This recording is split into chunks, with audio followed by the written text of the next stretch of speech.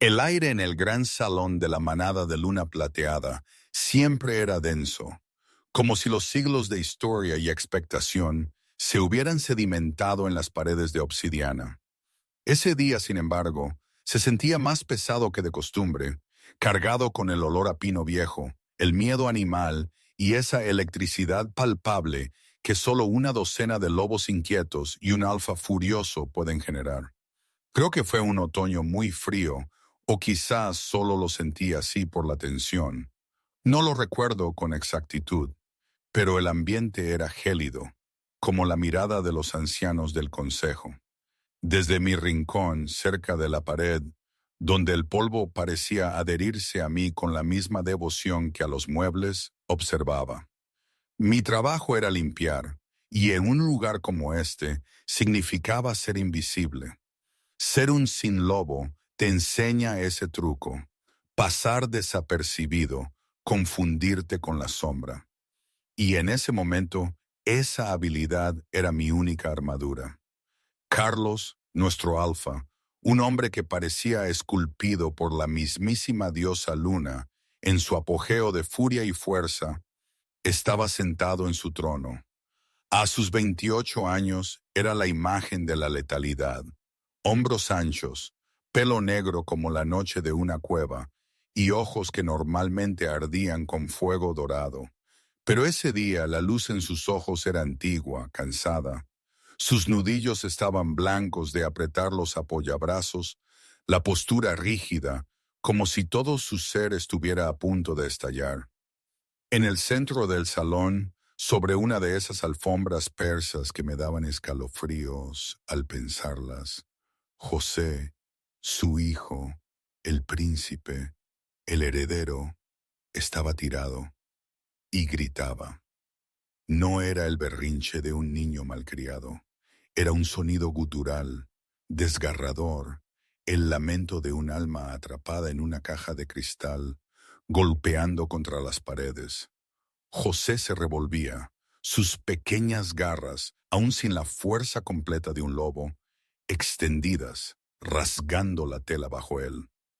Había derribado un jarrón ceremonial, o eso dijeron, y ahora golpeaba el suelo con sus puños diminutos hasta que se le ponían morados. No podía oír el estallido, no podía oír sus propios gritos. Solo sentía la vibración de su rabia y no era suficiente. Su rabia lo ahogaba, lo aislaba, era terrible de ver. ¿Es salvaje, Carlos? Tienes que dejar de mentirte a ti mismo. La voz cortó el caos con una frialdad y una precisión quirúrgica que me hicieron encogerme. Ana Robles estaba cerca del estrado, con los brazos cruzados. Hija del Beta, era de una realeza propia, alta, rubia, de una belleza tan deslumbrante como gélida. Había estado rondando el lugar vacío de la Luna desde que la primera esposa de Carlos murió en el parto, esperando su momento para atacar. Y ese momento claramente había llegado. No es salvaje, gruñó Carlos, aunque la convicción en su voz se deshilachaba como una cuerda vieja. Se levantó, su enorme figura proyectando una larga sombra sobre el niño que lloraba. «¡José! ¡Ya basta!». Usó la voz alfa, ese tono de mando imbuido de dominancia psíquica que obligaba a cada lobo en kilómetros a someterse, a echarse de bruces y a gemir en obediencia instintiva. Los miembros del consejo se encogieron, los guardias se tensaron, pero José no hizo una pausa.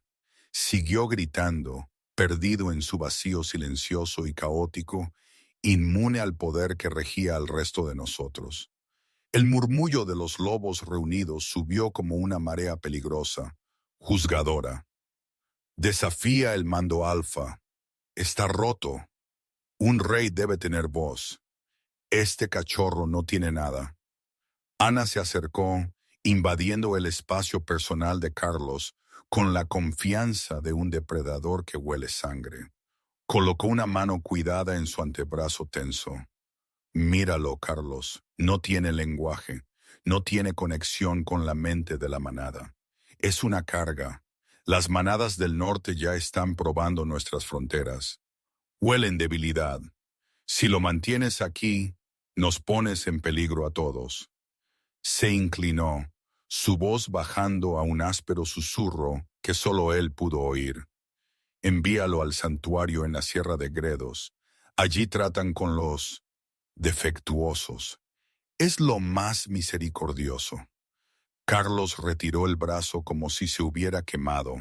Una repulsión le retorció las tripas. El santuario. Ese era un eufemismo educado para una prisión manicomio, donde los lobos con locura o deformidades eran abandonados para pudrirse hasta que la luna los reclamara. «Es mi hijo», rugió Carlos, sus ojos brillando con un peligroso oro fundido. «Es un error», replicó Ana, sus ojos duros. «Y mientras sigas siendo el heredero, la manada te ve primero como padre y luego como rey. No puedes permitirte ese lujo». Carlos miró a José. El niño finalmente se había agotado. Dejó de gritar y yacía acurrucado en una bola apretada, con el pulgar en la boca, su pecho agitándose con sollozos silenciosos. Parecía imposiblemente pequeño en la vasta y juzgadora sala, frágil y totalmente, devastadoramente solo. Carlos bajó los escalones del estrado. Se arrodilló, extendiendo una mano para tocar el hombro del niño, un intento desesperado de ofrecer consuelo. José se encogió violentamente. Le mordió la mano a Carlos, con los ojos salvajes por la confusión y el miedo. El consejo jadeó. Traición, morder al alfa era la muerte, incluso para un niño. Carlos no retrocedió. Se limitó a mirar a la pequeña y aterrorizada criatura que era su propia carne y sangre. Sintió un peso aplastante de fracaso que ningún ejército enemigo le había infligido jamás. Amaba al niño con una ferocidad que lo asustaba, pero no podía alcanzarlo. Era como si José estuviera atrapado al otro lado de una gruesa lámina de hielo, y Carlos no tuviera un martillo para romperla. «Llévenlo a la guardería», ordenó Carlos, su voz hueca, despojada de toda autoridad. «Despejen la sala, todos fuera. Necesito pensar». Mientras los guardias se apresuraban a recoger al niño que lloraba, manejándolo como una bomba a punto de estallar, Carlos se hundió de nuevo en su trono. Se frotó las sienes, la migraña que lo había atormentado durante 3 años, pulsando detrás de sus ojos. Necesitaba un milagro, pero los lobos no creían en milagros, creían en dientes y garras, y esas eran las cosas que su hijo parecía carecer. A veces pienso que todo empezó mucho antes, en la escuela de internado humana El Olivo, un lugar tranquilo cerca de las colinas de Andalucía, lejos del aullido de los lobos y los dictados de la luna. Allí fui enviada cuando mi transformación nunca llegó.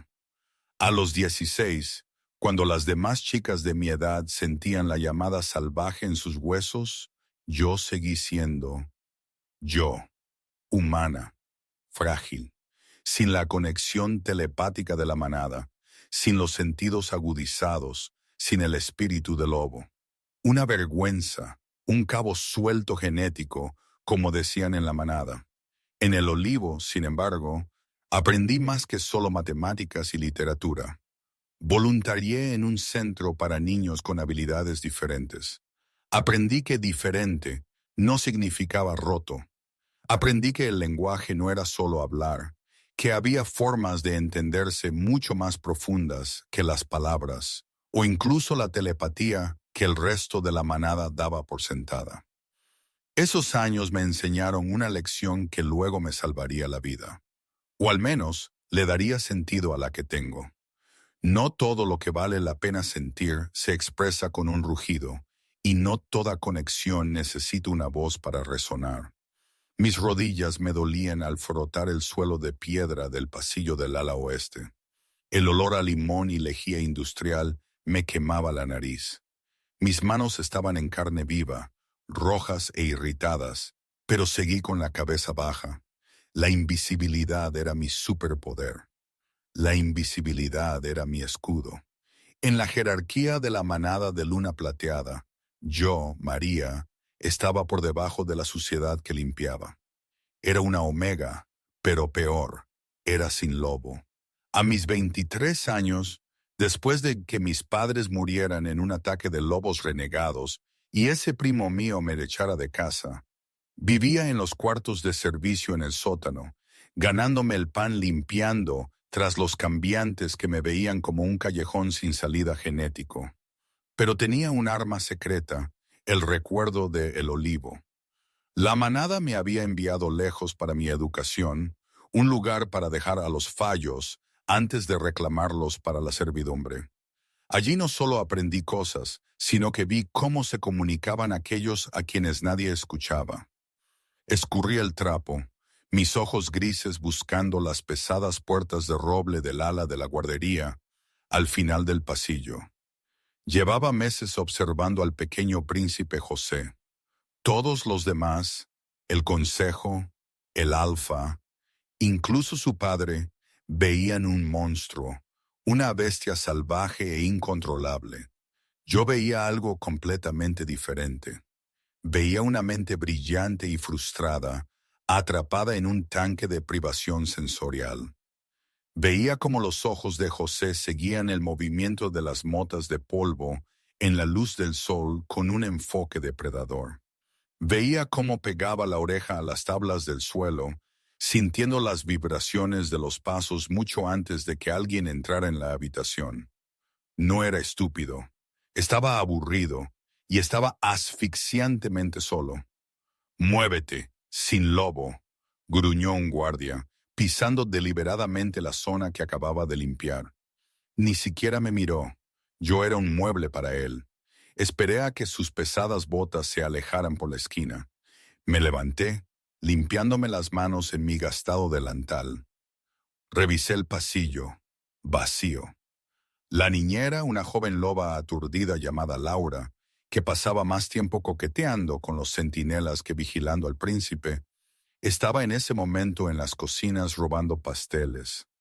Respiré hondo, el corazón martilleando contra mis costillas como un pájaro atrapado. Si me pillaban entrando en el ala real sin órdenes, el castigo era el exilio. Ser una humana sin lobo exiliada en las tierras salvajes era una sentencia de muerte. O peor, Ana Robles, que me miraba con una mezcla de asco y sospecha, encontraría una razón para hacerme desaparecer. «Hazlo», susurró una voz dentro de mí. No era un espíritu de lobo, solo mi propia y terca conciencia. Ese pequeño se está ahogando en silencio, y tú eres la única con un salvavidas. Me alisó el moño desordenado, revisé el pasillo una última vez y me deslicé dentro de la guardería. La habitación era opulenta, llena de juguetes caros y sin tocar. La luz del sol se filtraba, burlándose de la penumbra que se cernía sobre el ocupante. José estaba sentado en la esquina, mirando a la pared en blanco, meciéndose de un lado a otro. Thump, thump, thump. El ritmo era relajante para él. Yo sabía que era una forma de sentir su propio cuerpo en el espacio cuando el mundo no le daba ninguna retroalimentación. No me acerqué por detrás. Eso lo asustaría y le provocaría un ataque de pánico. En lugar de eso, caminé pesadamente, golpeando ligeramente mis botas para que las vibraciones viajaran por las tablas del suelo. José dejó de mecerse inmediatamente. Se quedó inmóvil. Giró la cabeza. Sus ojos dorados se entrecerraron en anticipación defensiva. Siseó, una imitación de los lobos que veía a su alrededor. Esperaba que gritara. Esperaba que lo agarrara. Esperaba la asfixiante pena que emanaba de los adultos en oleadas. No hice nada de eso. Me arrodillé en el suelo, a unos 3 metros de él. Mantuve mi cara neutra y suave. No hablé. Hablar era inútil allí. Era solo ruido que él no podía decodificar. Lenta y deliberadamente levanté la mano.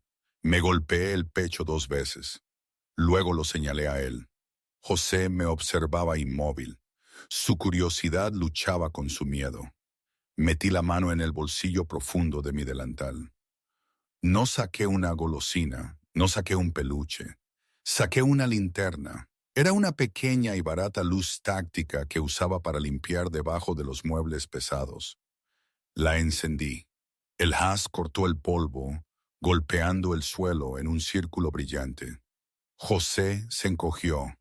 Luego sus ojos se abrieron de par en par. La apagué. La encendí. Apagada. Encendida. Apagada. Encendida. El patrón era hipnotizante. José se lanzó hacia adelante a gatas, traído como una polilla. Alcanzó la luz. No se la quité. Se la di, mis dedos rozando su pequeña y fría mano. La sostuvo como si fueran las joyas de la corona. Pulsó el botón. Luz. Clic. Oscuridad. Me miró. Una sonrisa enorme y dentuda se extendió por su rostro cubierto de lágrimas. La primera sonrisa genuina que alguien había visto en el príncipe en meses. Lo transformó de un monstruo a un niño feliz y sin aliento. Le devolví la sonrisa con lágrimas en los ojos. Luego le tomé la mano. Puse su pequeña palma contra mi garganta. Respiré hondo y comencé a tararear una nota baja y resonante. Los ojos de José se abrieron aún más. Podía sentir el sonido. La vibración viajó desde mis cuerdas vocales a través de mi piel hasta sus dedos. Retiró la mano, la miró con asombro, luego la volvió a colocar en mi garganta. Abrió la boca e intentó imitar la vibración. Era un graznido indistinguible, como de rana, pero para mí era la conversación más hermosa que había escuchado jamás. Carlos estaba agotado. Había ido a la guardería con la esperanza de encontrar a su hijo dormido, para poder sentarse junto a la cuna y pedir disculpas al niño inconsciente por su fracaso como padre. Pero el instinto paternal, ese que a veces lo volvía un animal irracional, le había llamado al orden, le había impulsado a asegurarse, aunque fuese por unos segundos, de que el niño estaba bien. Lo que encontró, sin embargo, lo petrificó.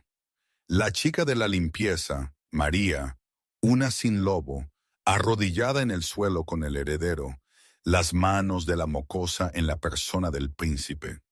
La ira, ardiente y cegadora, lo invadió. Fue un instinto primario, proteger al cachorro. Cruzó la habitación en 2 zancadas masivas, las tablas del suelo crujiendo bajo su peso. Agarró a María por la parte de atrás de su uniforme gris y la levantó de un tirón como si no pesara nada. «¿Qué estás haciendo con mi hijo?», rugió Carlos, su rostro a centímetros del de ella, sus colmillos alargándose en puntas, sus ojos arremolinados con la energía caótica del lobo interior que luchaba por liberarse. El sonido de su voz reverberó en la habitación, pero era una voz sin el mando alfa habitual, era pura rabia. Su cuerpo estaba tenso, cada músculo listo para destrozar. La chica temblaba, sus pies colgando a centímetros del suelo. Carlos podía sentir su terror, ese olor agrio que emanaba de un ser humano en pánico ante un depredador. Sus instintos le gritaban que la tenía por el cuello, que estaba a segundos de romperle la nuca. ¿Por qué había tocado a su hijo? ¿Qué podía estar haciendo? La sola idea de que alguien, y menos una sin lobo, se atreviera a acercarse a José, lo volvía loco de furia. Pero entonces algo lo detuvo. José. El niño no estaba acobardado, no estaba gritando. Estaba de pie, sujetando la linterna, con una expresión de confusión y enfado porque su nueva amiga, la fuente de la luz y la vibración, había sido arrebatada. Su hijo no tenía miedo. Su hijo estaba protestando. Yo, yo le estaba enseñando, Alfa. Ahogó María, forzando las palabras a través del nudo de terror en su garganta. Su voz temblaba, pero había algo en ella, una tenacidad extraña, que lo descolocó. ¿Enseñándole? Carlos la soltó. Ella tropezó hacia atrás, golpeándose contra la pared con la suficiente fuerza como para hacerse un moratón, pero se mantuvo en pie. ¿Cómo podía tener tanta osadía? Eres una omega, una sin lobo, además. No tienes nada que enseñarle a la estirpe de un rey. Las acusaciones salieron disparadas. ¿Le hiciste daño? ¿Por qué te tocaba la garganta? Estaba sintiendo el sonido, dijo María, su voz temblorosa pero adquiriendo una extraña fuerza férrea. Se alisó el delantal, sus manos aún temblando. No está roto, Alfa, solo está aburrido hasta la médula. Carlos la miró fijamente. La audacia. Nadie le hablaba así, ni el consejo, ni Ana. Ciertamente no una limpiadora. Está sordo. No puede aprender las costumbres del lobo. No puede oír las órdenes. La desesperación en sus propias palabras le quemaba. Era su fracaso, el fracaso de los últimos 3 años, lo que se escuchaba. Entonces deje de intentar que sea un lobo y deje que sea un niño primero, espetó María. El silencio que siguió fue pesado, opresivo. Carlos la miró, su mente procesando la ofensa, la increíble insolencia. Un limpiador acababa de insultarlo a la cara. Sintió que el aire se le escapaba de los pulmones. Dio un paso adelante, cerniéndose sobre ella, una montaña de músculo y violencia contenida. Dame una razón por la que no debería arrojarte a las mazmorras por tocar al príncipe sin permiso. Su lobo interior rugía, exigiendo sumisión, exigiendo castigo. Puedo demostrarlo, dijo María sin aliento. Ya no luchaba por su vida, lo entendió Carlos. Luchaba por José. Puedo demostrar que entiende. ¿Cómo? Preguntó Carlos, la incredulidad tiñendo su voz. No conoce las órdenes, no sabe su nombre. No conoce su nombre para él, corrigió María, sus ojos grises clavados en los dorados de Carlos. La corrección, de nuevo, lo descolocó. ¿Quién era ella para corregir al Alfa? Él se conoce a sí mismo. Se apartó de Carlos, un movimiento tan peligroso que era casi suicida. Se arrodilló de nuevo frente a José. Carlos la observó, sus músculos contraídos, listo para destrozarla si hacía un movimiento en falso. María metió la mano en el bolsillo del delantal otra vez. Si sacas un arma, advirtió Carlos, su voz un murmullo bajo. No es un arma, dijo María, es un puente. Sacó una pila de cartas. Eran caseras, dibujadas en la parte trasera de anuncios reciclados que había rescatado de la basura. María había usado carboncillo para dibujar imágenes simples y de alto contraste. Un lobo, una luna, un cuenco de comida, una cama, fuego. Carlos se burló. ¿Dibujos? ¿Crees que mostrarle dibujos arreglará un linaje roto? La rabia volvió a asomarse. Observe, ordenó ella. María extendió 3 cartas en el suelo, una pelota, un hueso y una taza. Luego miró a José. No habló. Se golpeó la barbilla con el pulgar, luego juntó los puños. José la miró. Su concentración era absoluta. Ella repitió el movimiento. El signo de pelota. José miró las cartas. Frunció el ceño con profunda concentración. Volvió a mirar las manos de María, imitando el movimiento con sus pequeños dedos. Luego, con una velocidad que asombró a Carlos, la manita regordeta de José se disparó y golpeó la carta con la pelota. Carlos dejó de respirar. El aire salió de sus pulmones en un suspiro. María no se detuvo. Barajó las cartas. Puso 3 nuevas. Dormir, cama, comer, cuenco, enojado, fuego. Juntó las palmas y ladeó la cabeza contra ellas. El signo de dormir. José no dudó. Señaló la cama. Entonces José hizo algo que casi hizo que Carlos cayera de rodillas. El niño miró a su padre. Miró la energía oscura y amenazante que irradiaba del alfa. Señaló a Carlos. Luego, José arrugó la cara, levantó las manos como garras y golpeó la carta de fuego enojado. Estaba llamando a su padre enojado. María soltó una risa sin aliento y triunfante. Dice, tu energía es ruidosa, Alfa. Carlos miró al niño. Durante 3 años había mirado una pared en blanco, creyendo que no había nada detrás. Ahora la pared había desaparecido.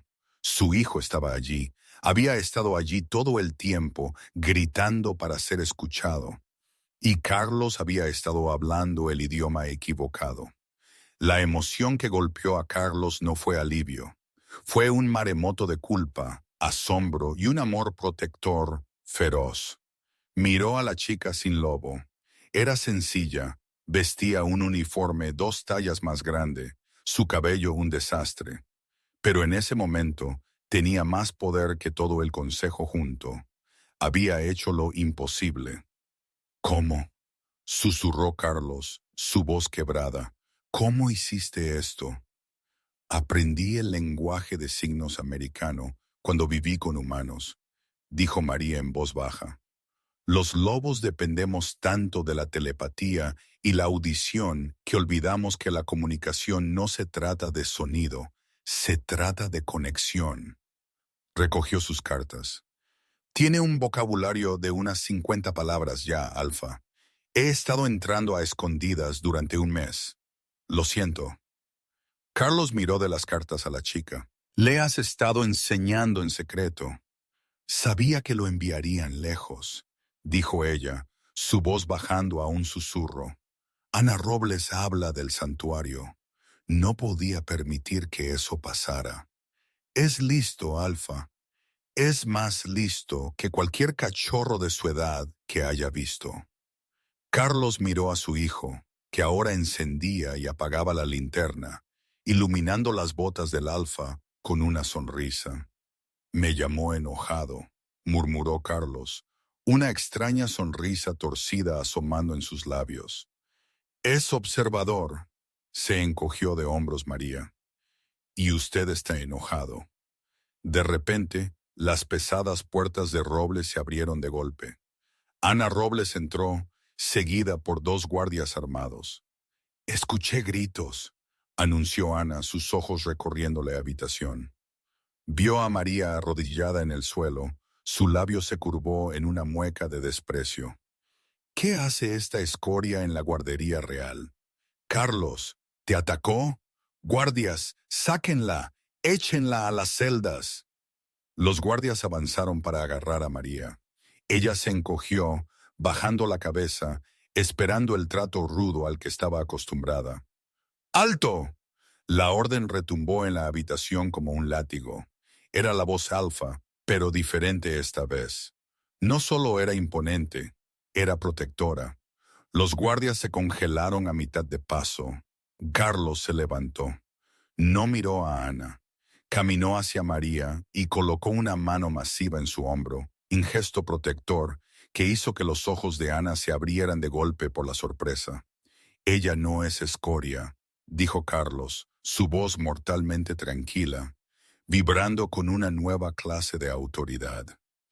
Ella te es la única persona en toda esta manada que tuvo la sensatez de escuchar a un rey que no puede hablar.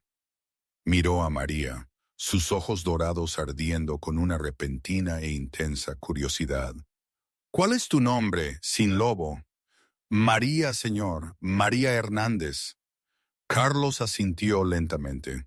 Pues bien, María Hernández, ya no eres una limpiadora, A partir de este momento, eres la tutora real.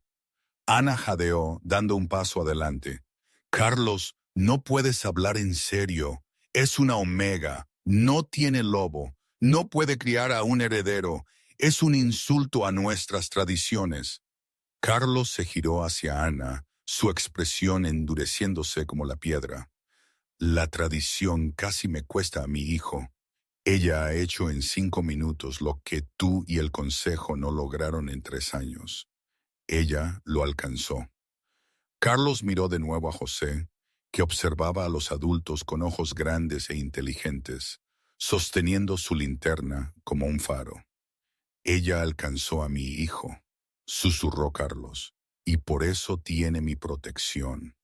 Pero mientras Carlos estaba cerca de María, notó algo más, un olor débil, casi imperceptible, que venía de ella. No era el olor de un lobo, era algo más dulce, más salvaje, como el ozono antes de un rayo. Algo que hizo que su lobo interior, que había estado dormido y deprimido durante años, levantara la cabeza de repente y oliera el aire. La chica sin lobo guardaba secretos, y por primera vez en mucho tiempo, el rey Alfa estaba desesperado por descubrirlos. La casa de la manada estaba revuelta, un hervidero de escándalos susurrados y miradas agudas. La noticia de que el rey Alfa había nombrado a una sirvienta sin lobo, un callejón sin salida genético, como tutora privada del príncipe, se había extendido como la pólvora entre los rangos. Para los tradicionalistas, era un insulto a la jerarquía, una grieta en los cimientos de su fuerza. Para Ana Robles, era una declaración de guerra. Pero dentro de la guardería había paz, un santuario de silencio y luz. Durante las siguientes 2 semanas, Carlos pasó cada momento libre que tenía en la guardería. Se decía a sí mismo que era para supervisar el progreso del niño, para asegurar que los nuevos métodos funcionaban y que la chica sin lobo no era un riesgo para la seguridad. Pero su beta, un hombre perceptivo y tranquilo llamado Ricardo, notó la verdad. El alfa abandonaba temprano las reuniones del Consejo de Guerra. Ignoraba las agresivas solicitudes de Ana para cenas privadas. Se sentía atraído por el ala oeste como una polilla a una llama. Carlos se sentaba en el sillón de terciopelo de gran tamaño en la esquina de la habitación, fingiendo leer informes fronterizos en una tableta. En realidad, sus ojos dorados estaban fijos en la pareja en la alfombra. María era diferente de las otras mujeres de la manada. No se adornaba, no usaba las sedas reveladoras, ni emitía las feromonas arañadoras y desesperadas de las lobas que competían por un compañero. Llevaba pantalones holgados y suéteres grandes, oliendo a lluvia, papel viejo y jabón de limón. Era un aroma inexplicablemente reconfortante para los sentidos hiperactivos de Carlos. «Mira, Carlos», dijo María suavemente, rompiendo su trance. Ya no lo llamaba Alfa en privado. Insistía en que en esa habitación él necesitaba ser papá. Carlos levantó la vista. María estaba sentada con las piernas cruzadas frente a José. Entre ellos había un complejo rompecabezas dibujado a mano de un mapa que representaba los terrenos de la manada. María signaba rápidamente, sus manos gráciles y fluidas como pájaros en vuelo.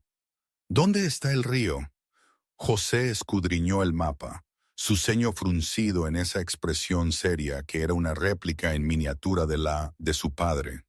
Su pequeño dedo trazó la línea azul que serpenteaba a través de los árboles dibujados con carboncillo. Levantó la vista, su rostro se iluminó y signó de vuelta. «Agua, peces, nadar». Carlos sintió esa familiar opresión en la garganta, una mezcla de orgullo y vieja pena.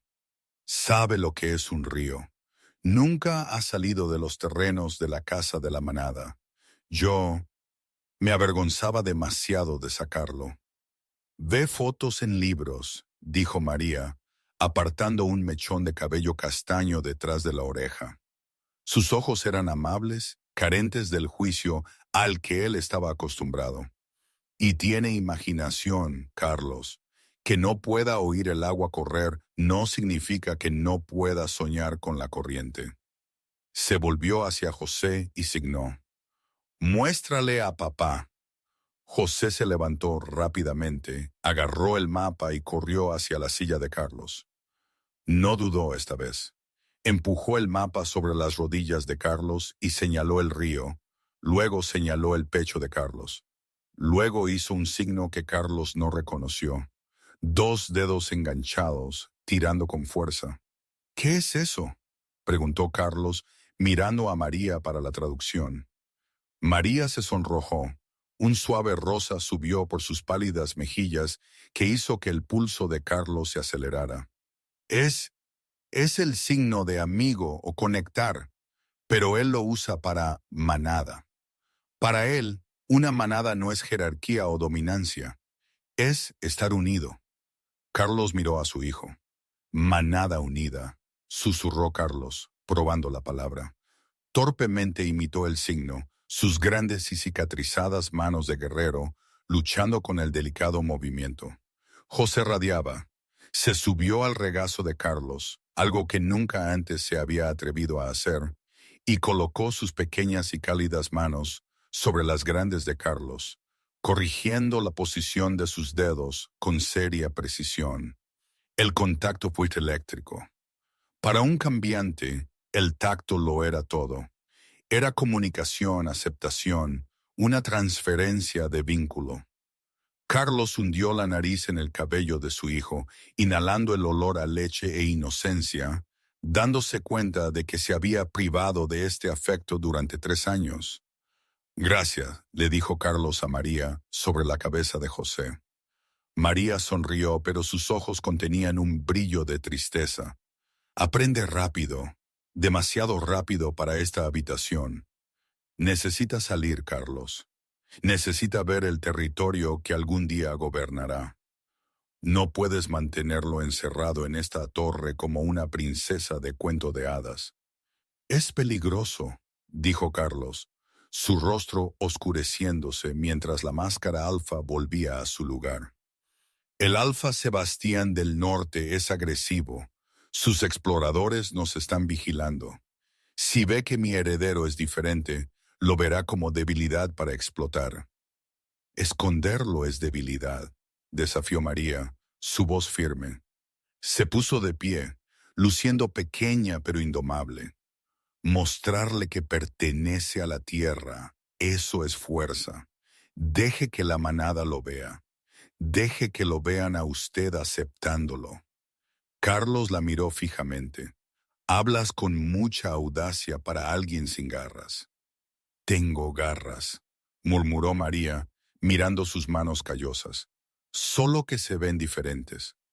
Carlos se puso de pie, sosteniendo a José contra su pecho sin esfuerzo.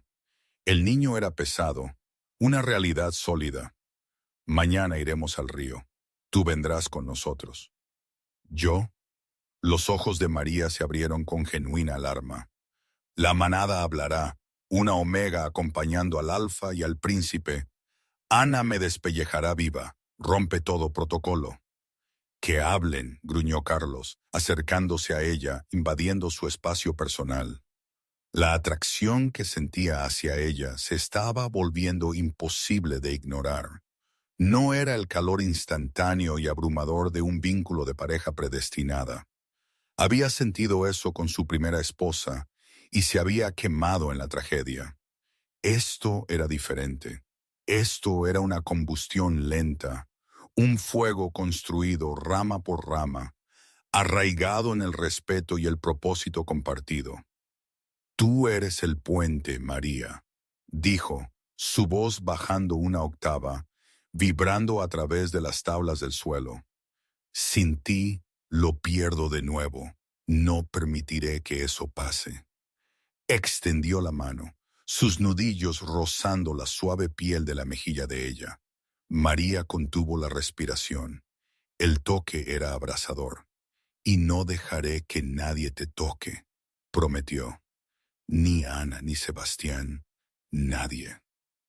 El viaje al río fue una revelación que sacudió a la manada hasta sus cimientos.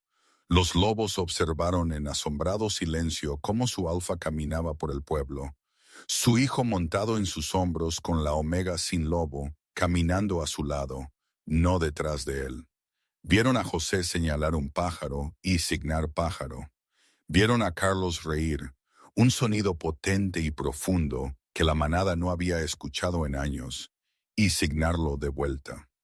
Vieron al rey Alfa mirando, no al horizonte, sino a la omega con una suavidad que aterraba a sus enemigos. Pero no todos estaban contentos. Desde el alto balcón de la propiedad del Beta, Ana Robles observaba a través de binoculares su agarre aplastando la barandilla de metal hasta que se dobló. Lo está embrujando, siseó Ana, su voz temblando con rabia celosa. Su padre, el Beta, estaba detrás de ella, luciendo cansado. Está haciendo que el chico sea funcional, Ana. Eso es bueno para la manada. Un heredero funcional significa estabilidad. No es bueno para mí. Ana se giró, sus ojos brillando con un amarillo salvaje. Se suponía que Carlos debía lamentarse, fracasar con el chico y luego recurrir a mí para un nuevo heredero, un heredero fuerte. Si ese defectuoso sobrevive y si esa sirvienta sigue jugando a la casita con el rey, lo pierdo todo. Pierdo la corona. ¿Qué vas a hacer?, preguntó su padre, retrocediendo ante su intensidad. Demostraré que su influencia es peligrosa, sonrió Ana, una expresión cruel y afilada que mostraba demasiados dientes. Demostraré que un rey sordo es un rey muerto, y que una niñera sin lobo no es más que una presa. Días más tarde, el desastre golpeó. Carlos estaba en una reunión de alto riesgo en la sala de guerra con emisarios de la Alianza del Sur, negociando un tratado para reforzar sus defensas contra el norte. María estaba en la guardería con José, enseñándole los signos de los colores usando una caja de prismas. De repente, las alarmas sonaron. Intruso, nivel rojo.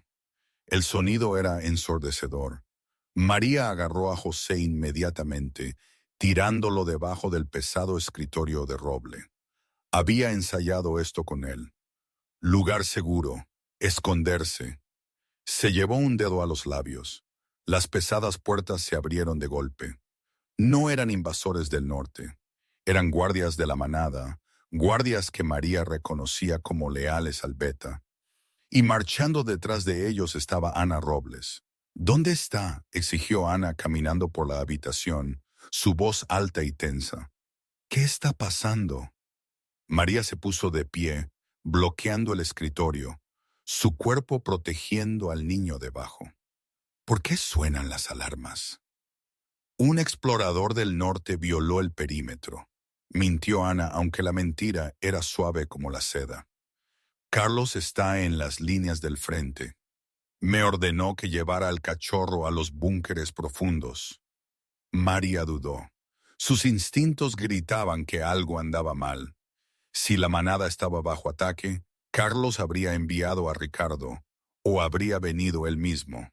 No enviaría a la mujer que había llamado un error a su hijo. «Esperaré a Ricardo», dijo María, cruzando los brazos para ocultar el temblor de sus manos. «Obedecerás una orden directa de un lobo de rango superior», gruñó Ana, su máscara humana resbalando.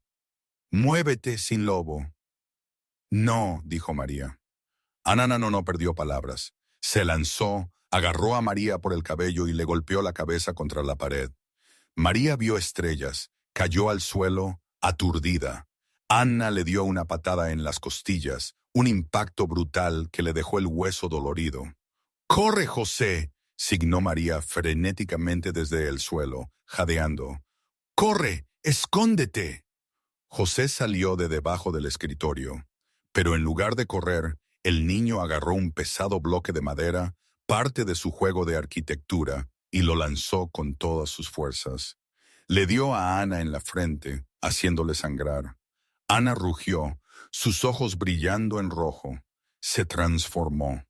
La transformación fue violenta y grotesca en su velocidad. Los huesos crujieron y se remodelaron. En segundos, un enorme lobo rojizo se alzó en la guardería. No estaba allí para salvar al niño. Estaba allí para asegurar que ocurriera un accidente durante el caos de la alarma. Una trágica víctima de la guerra. La loba gruñó y se abalanzó sobre José. «¡No!», gritó María. No pensó. No evaluó las probabilidades. Se lanzó por la habitación, cayendo sobre el niño justo cuando las mandíbulas de la loba se cerraban. Los dientes de Ana no encontraron la garganta del niño. Encontraron el hombro de María. El dolor blanco, caliente y cegador estalló en su cuerpo. Gritó, un sonido crudo y desgarrador. La loba la sacudió como a un muñeco de trapo, desgarrando músculo y piel. María se acurrucó alrededor de José, protegiéndolo con su propio cuerpo que se rompía. «Él no, tómame a mí, pero a él no». La loba gruñó, preparándose para la mordida mortal en el cuello. De repente, la pared de la guardería estalló. No la puerta, la pared. Una bestia negra masiva, más grande que cualquier lobo normal, irrumpió a través de la piedra y el yeso en una lluvia de escombros. Era el Alfa, era Carlos. No se molestó en volver a su forma humana para negociar. Golpeteó a Ana en el aire, una borrosidad de sombra y furia. Sus mandíbulas se cerraron sobre el cuello de la loba rojiza. El impulso los llevó a ambos al pasillo, chocando contra muebles antiguos, destruyendo todo a su paso. La pelea fue brutal, visceral y corta. La furia de un alfa era una fuerza de la naturaleza. Carlos no solo la sometió, la rompió. Arrojó a la loba rojiza a un lado como basura, dejándola rota y gimiendo en el suelo. Sometida pero viva para enfrentar el juicio. Carlos volvió a su forma. Estaba desnudo, sangrando por cortes de cristal, cubierto de polvo, pero no le importó. Se apresuró a la esquina de la guardería en ruinas. María estaba pálida. Una piscina de carmesí se extendía rápidamente debajo de ella en la alfombra. Su hombro era un desastre de carne desgarrada. José sollozaba en silencio, sus manos presionando su herida, tratando de detener el flujo rojo como había visto en los libros de medicina que María le había mostrado. «Estoy bien», susurró María, sus dientes castañeteando violentamente por el shock. Su visión se estrechaba. «Estoy bien. Él está a salvo». Carlos la miró, su corazón martilleando contra sus costillas como un pájaro atrapado. Ella se había lanzado a las mandíbulas de un cambiante para salvar a su hijo. Ella, una humana, una omega frágil sin factor de curación. «Él está a salvo», ahogó Carlos, las lágrimas abriendo surcos en el polvo de su cara. La tomó en sus brazos, consciente de sus heridas. «Y tú, eres el lobo más valiente que he conocido». «No soy un lobo», balbuceó ella, su cabeza ladeándose contra su pecho, su conciencia desvaneciéndose. «No», gruñó Carlos suavemente, llevándola hacia la puerta mientras los curanderos entraban, sus rostros pálidos de horror. «Tú eres una reina». María sobrevivió, claro, pero la manada estaba fracturada y el coste de la supervivencia era alto. Ana Robles estaba en las mazmorras esperando juicio por intento de regicidio. Su padre, el Beta, había sido despojado de su rango y puesto bajo arresto domiciliario. La revelación de que miembros de alto rango habían conspirado para matar al príncipe defectuoso sacudió a la manada de Luna Plateada hasta sus cimientos. La confianza se había erosionado, pero el caos tenía una consecuencia.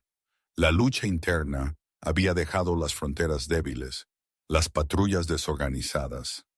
Sebastián, el alfa de la manada Garra de Hierro del Norte, olió sangre en el agua. 3 semanas después del ataque en la guardería, María estaba sentada en su cama de hospital en el ala médica. Tenía el brazo en un cabestrillo, pesados vendajes cubriendo las heridas que tardaban en curar. Carlos estaba sentado a su lado, luciendo agotado, con la barba espesa y los ojos atormentados. Los exploradores reportan movimiento en el norte, dijo Carlos, pasándose una mano por el pelo. Sebastián sabe sobre el conflicto interno, sabe sobre José, cree que no tengo heredero, ni beta, y una manada dividida. Viene esta noche. Tienes un heredero, dijo María, su voz ronca pero firme. Es un niño, María, y está sordo. Si la guerra llega, tengo que liderar a los guerreros en el valle. ¿Quién lo protege? ¿Quién lo entiende? Yo, dijo María, apenas puedes caminar, replicó Carlos, su voz quebrándose con el esfuerzo de mantenerse entero. Casi te pierdo. Te vi desangrarte en ese suelo y sentí que mi alma se desgarraba. No puedo arriesgarte en el campo de batalla. No necesito estar en el campo de batalla. Necesito estar donde pueda ayudar. María extendió su mano buena, cubriendo su puño tembloroso. Carlos, escúchame. José no es una carga. Observa cosas que otros pasan por alto. Siente la vibración. Ve movimiento en las sombras. Él es tu radar. Carlos suspiró, apoyando la frente en sus manos unidas. Necesito que lo lleves a la casa segura en las profundidades de las cuevas. No, dijo María. Carlos levantó la vista, sorprendido. No, si lo escondes, le das la razón a Ana. Demuestras que es débil. Necesitas mantenerte firme aquí. Y hay algo. María dudó, mordiéndose el labio. Desde la mordida, desde que Ana me mordió, algo se siente diferente. Carlos frunció el ceño, instantáneamente alerta. ¿Diferente cómo? ¿La herida está infectada? ¿Es el veneno? No, se siente eléctrico. Se tocó el pecho justo encima del corazón. Puedo oír cosas, no con mis oídos, dentro, como una estática, como voces lejanas. Carlos se tensó. Las mordeduras de Omega a veces desencadenaban genes latentes, pero María tenía 23 años. Era imposible que ocurriera una transformación tan tarde. Antes de que pudiera hablar, las sirenas antiaéreas comenzaron a ulular. Un aullido largo y lúgubre que señalaba la muerte. No era un simulacro. Estaban aquí. Carlos se puso de pie, su aura alfa brillando, aterradora y majestuosa. Quédate aquí. Cierra la puerta. No la abras para nadie más que para mí. Se inclinó y la besó en la frente. Un beso abrasador y desesperado que sabía a despedida. Si no vuelvo, volverás, ordenó ella, apretándole la mano. Carlos se dio la vuelta y salió corriendo de la habitación, transformándose en su enorme forma de lobo negro antes incluso de llegar al pasillo. María no se quedó en la cama. Se arrancó la vía intravenosa del brazo, ignorando el escozor. Encontró a José en la habitación contigua, escondido debajo de la cama como le había enseñado. Lobos malos, signó él, con los ojos grandes y oscuros. Sí, le signó ella de vuelta, con las manos firmes, pero somos valientes. Lo llevó a la ventana. El ala médica estaba en una colina alta con vistas al valle. Abajo, bajo la pálida luz de una luna creciente, la batalla había comenzado. Era un mar de pieles y dientes, una masa caótica y arremolinada de violencia. Los lobos garra de hierro eran brutos grises y masivos que se movían como una marea. Los lobos luna plateada eran más rápidos, pero estaban superados en número 2-1. María observaba, con el corazón en la garganta. Vio al enorme lobo negro que era Carlos. Era un torbellino de destrucción, luchando contra 3 enemigos a la vez, protegiendo la entrada al pueblo. De repente, María jadeó. Se agarró la cabeza. No lo oyó con sus oídos. Lo sintió, una vibración en su cráneo, dolorosa y aguda. Una imagen vívida e instantánea apareció en su mente. Lobos que venían de la cresta este, maniobra de flanqueo, escondidos en la línea de árboles. Una emboscada. ¿Qué? Susurró, tropezando hacia atrás. Miró a José. Estaba de pie junto a la ventana, mirando fijamente la cresta este. Estaba señalando. Su pequeño cuerpo vibraba de tensión. Él también lo sentía, se dio cuenta María, con una sacudida de asombro. No era telepatía. Era la vibración sísmica de cientos de patas golpeando la tierra en la cresta. José sentía la frecuencia a través del suelo. Y de alguna manera, porque María había abierto su mente y su corazón a su lenguaje silencioso, ella estaba interpretando su entrada sensorial en imágenes. Eran un conducto. Él era la antena. Ella era la receptora. Carlos estaba en el valle, ciego a la emboscada que venía desde arriba. No podía oírlos por encima del choque de cuerpos y el rugido de la batalla. «Tenemos que advertirle», susurró María. Miró alrededor de la habitación. Vio la pistola de bengalas de emergencia en la vitrina de la pared. Agarró una pesada bandeja de metal y rompió el cristal con su codo bueno. Agarró el arma. Era pesada en su mano. José signó. «Apunta». Señaló la oscura y aparentemente vacía cresta este. José entendió. Cerró los ojos por un segundo, sintiendo la vibración, luego los abrió y señaló con su pequeño dedo un grupo específico de árboles. María se asomó por la ventana, el viento frío azotando su cabello. Apuntó hacia donde señalaba el niño. Confiaba en él, confiaba en el silencio. Disparó. La bengala roja gritó en el cielo nocturno, una raya de sangre contra las estrellas. Explotó sobre la cresta este, bañando el bosque con una dura luz carmesí. Los reveló. Cientos de lobos enemigos se arrastraban en silencio por la pendiente, a segundos de masacrar el flanco de Carlos. Abajo en el valle, Carlos levantó la vista. Vio al enemigo. Rugió una orden que sacudió el valle. Los lobos luna plateada se giraron. Enfrentando la emboscada de frente, el elemento sorpresa se perdió. Los garra de hierro vacilaron.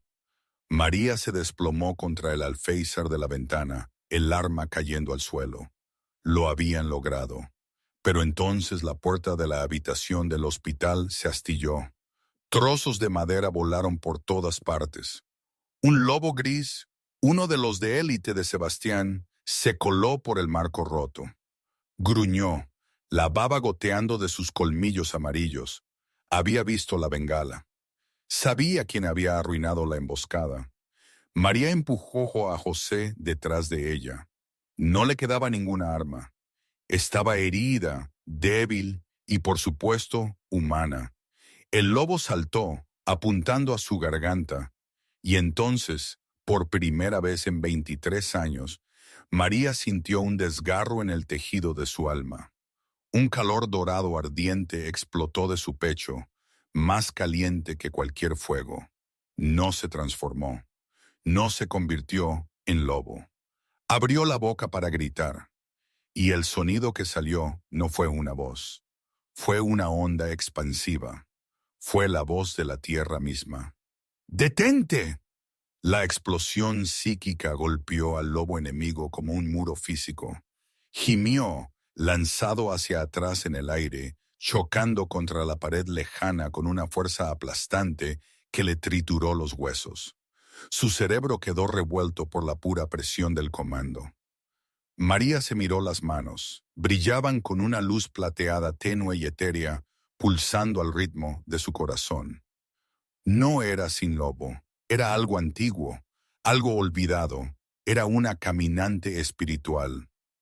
El lobo gris yacía inconsciente contra la pared del hospital, temblando. María se quedó de pie sobre él, con el pecho agitado, el brillo plateado de sus manos desvaneciéndose lentamente como brasas moribundas. José la miró, con la boca abierta en una O perfecta. Extendió la mano y le tocó la suya. No signó, solo sonrió, con una expresión de profundo reconocimiento en su rostro. Él había sentido la explosión. Era un lenguaje que entendía, pura energía. Afuera, la marea de la batalla había cambiado.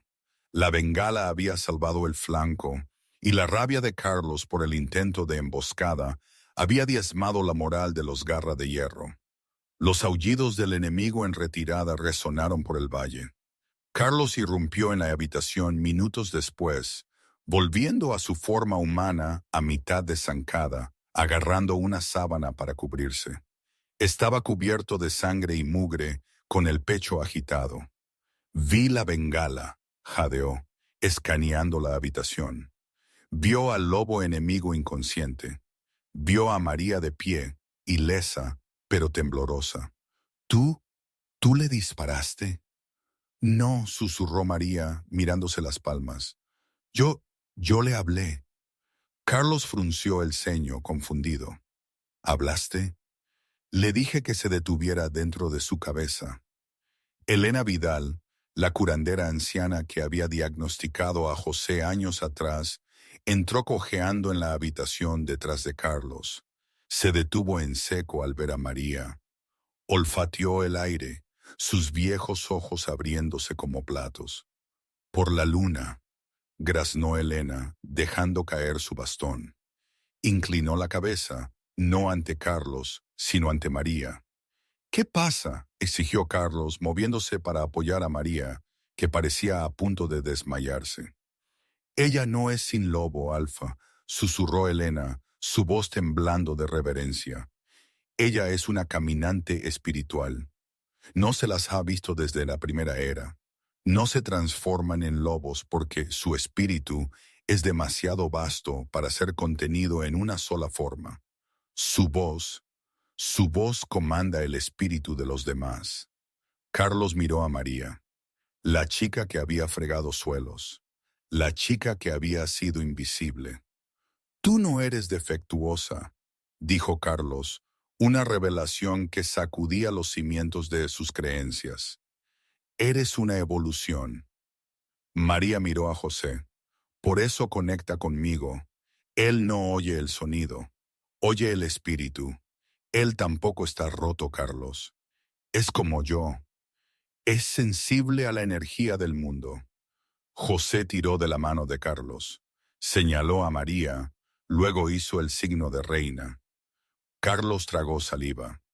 Sí, hijo, creo que tienes razón. La guerra terminó esa noche. Sebastián, el Alfa del Norte, se rindió al darse cuenta de que su emboscada había fallado y que una caminante espiritual estaba con la manada de Luna Plateada. La leyenda decía que un caminante espiritual podía separar a un lobo de su vínculo de manada con un solo pensamiento. Nadie quería poner a prueba ese mito. Las semanas que siguieron fueron un período de reconstrucción, no solo de edificios, sino de creencias. María ya no era la limpiadora, no era solo la tutora, era la figura más venerada de la manada, solo superada por el rey. Sin embargo, se negó a subir al pedestal. Seguía sentada en el suelo con José. Seguía vistiendo ropa cómoda en lugar de sedas reales, pero el cambio más grande fue en la propia manada. Carlos inició el decreto silencioso. El lenguaje de signos se convirtió en una asignatura obligatoria para todos los cachorros de la escuela. Los guardias aprendieron señales manuales para operaciones sigilosas. Las reuniones del consejo ahora incluían un intérprete. José ya no era el príncipe silencioso ni el niño salvaje. Era el lobo tranquilo. Una tarde, Carlos encontró a María en el jardín. Era otoño y las hojas se volvían doradas y carmesí. José perseguía mariposas cerca, riendo, un sonido ronco y alegre que Carlos nunca se cansaba de oír. Esto lo dibujó hoy Etzijí, dijo María, entregándole a Carlos un cuaderno de bocetos. Carlos lo abrió. Era un dibujo de la casa de la manada, pero con cambios arquitectónicos, rampas para los lobos ancianos, sistemas de alarma visuales con luces intermitentes en lugar de solo sirenas. Está diseñando, dijo Carlos asombrado. Tiene 6 años. Piensa en estructuras, sonrió María. Va a ser un gran constructor, Carlos. Quizás no un guerrero en el sentido tradicional, pero construirá una manada que será más fuerte que cualquier piedra. Carlos cerró el libro, miró a María. La luz del sol atrapó los cabellos sueltos que se escapaban de su moño, creando un halo. ¿Y tú?, preguntó Carlos. ¿Qué construirás? María miró hacia abajo. Estoy feliz de estar aquí, ayudándole a él. Eso no es suficiente para mí, dijo Carlos suavemente. Se arrodilló sobre una rodilla. El jardín enmudeció. Incluso los pájaros parecieron contener la respiración. José dejó de perseguir la mariposa y observó una enorme sonrisa partiéndole la cara. Comenzó a signar frenéticamente para sí mismo. Por fin, por fin, por fin. Carlos, respiró María, llevándose las manos a la boca. Fui un tonto, dijo Carlos, su voz densa de emoción. Busqué fuerza en garras y dientes. Busqué a una pareja que encajara en el molde. Pero tú rompiste el molde. Me enseñaste que el amor es un lenguaje que no necesita ser hablado para ser escuchado. Sacó un anillo del bolsillo. No era un diamante. Era una banda de plata tejida y piedra lunar grabada con el signo de conexión. Los 2 dedos enganchados. María Hernández, caminante espiritual, salvadora de mi hijo y ladrona de mi corazón. Serás mi reina, me ayudarás a llevar a esta manada ni un nuevo mundo. María no habló, no confiaba en su voz. En cambio, levantó las manos, signó sí, luego signó siempre. Carlos se puso de pie y la besó. Y por un momento, la caminante espiritual y el rey alfa fueron uno. Un equilibrio perfecto de sonido y silencio, poder y paz. La coronación fue diferente a cualquier otra en la historia. Usualmente, la nueva reina rugiría a la luna para afirmar su dominio. Pero cuando María se paró en el balcón con vista a los miles de lobos reunidos debajo, no rugió. Levantó las manos. Debajo de ella, miles de lobos, guerreros, ancianos, cachorros, levantaron las manos en respuesta. Ella signó fuerza. La multitud la imitó. Ella signó familia. La multitud siguió. Ella signó manada. Una onda de movimiento recorrió la multitud mientras miles de manos enganchaban los dedos entre sí. Carlos estaba a su lado, con José en sus brazos. Llevaba la corona, pero sus ojos estaban en su esposa.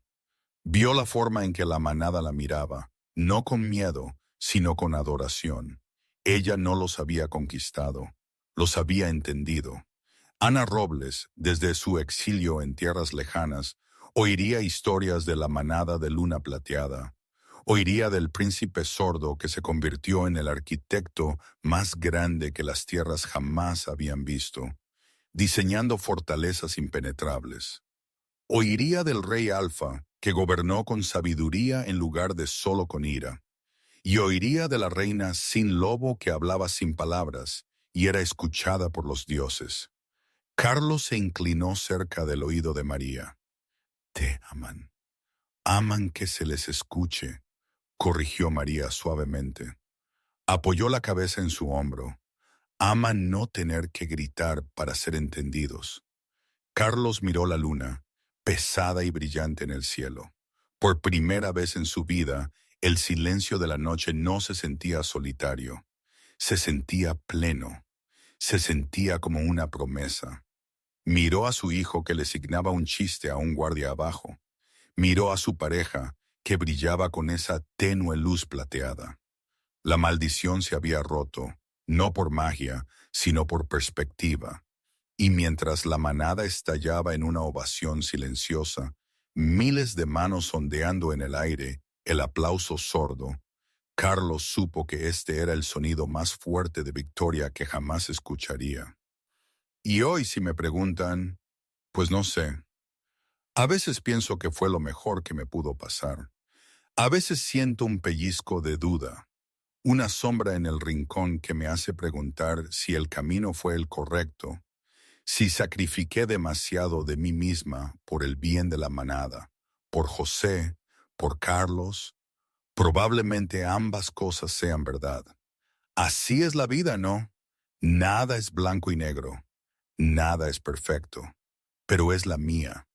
Y en esa imperfección, en esa maraña de emociones y decisiones que todavía me hacen dudar, hay una extraña belleza, una resonancia que se siente adecuada. No es el felices para siempre de los cuentos, pero es mi siempre. Y eso, supongo, es más real.